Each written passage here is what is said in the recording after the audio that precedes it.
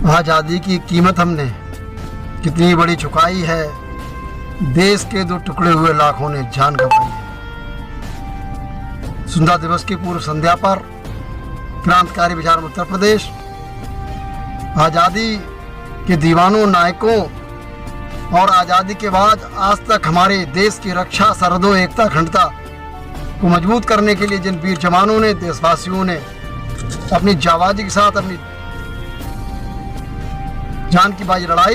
क्रांतिकारी विचार उत्तर प्रदेश उन सबको नमन करता है। बहुत ही आदर श्रद्धा के साथ, अनुरोध के साथ हम ये आज के सौभाग्यशाली दिवस कहना चाहेंगे कि हम विभीषिका दिवस मना रहे हैं,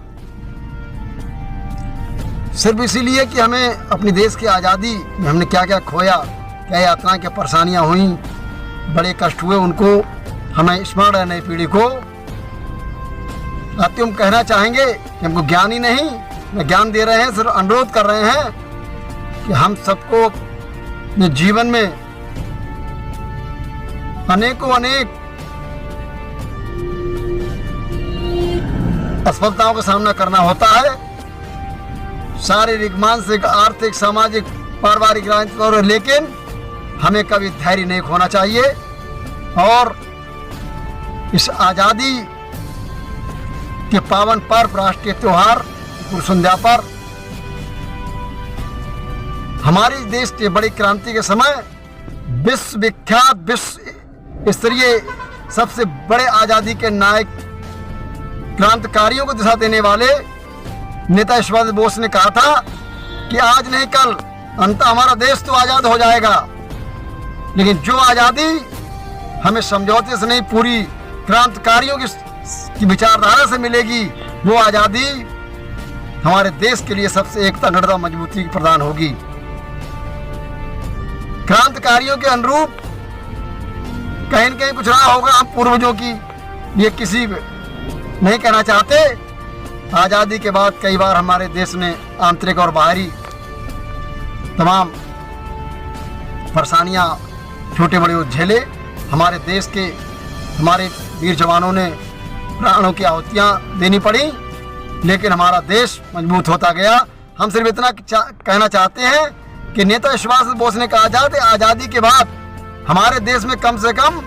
2 नहीं तो 1 दशक यानी 10 साल तक इस बात की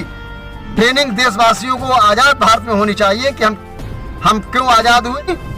इन सब के लिए हमें अपने देशवासियों को ट्रेनिंग देनी चाहिए और सैनिक शिक्षा, शारीरिक शिक्षा हर स्तर पर हर नागरिक को अनिवार्य रूप में देना चाहिए। सैनिक शिक्षा हमारे देश में अनिवार्य है या नहीं है, ये सब जानते हैं। शारीरिक शिक्षा कहाँ गई, इसीलिए आज हम कहीं कहीं भटक रहे हैं। मैं यही अनुरोध करना चाहता हूँ कि हम सब नेता सुभाष चंद्र बोस के उस प्रशिक्षण को, भले देर हो गई हो, अभी भी सरकारें नहीं तो सामाजिक संगठन, हम सब लोग मिलकर उनको, उनकी इस महत्वपूर्ण विचारधारा को याद करते हुए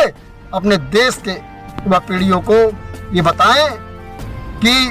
हमें अपने देश की एकता, अखंडता को और मजबूत रखने के लिए या कभी कोई बाहरी या आंतरिक परिस्थितियां कोई हमारे अनुकूल बने, उनसे हम बहुत अपनी कम क्षति को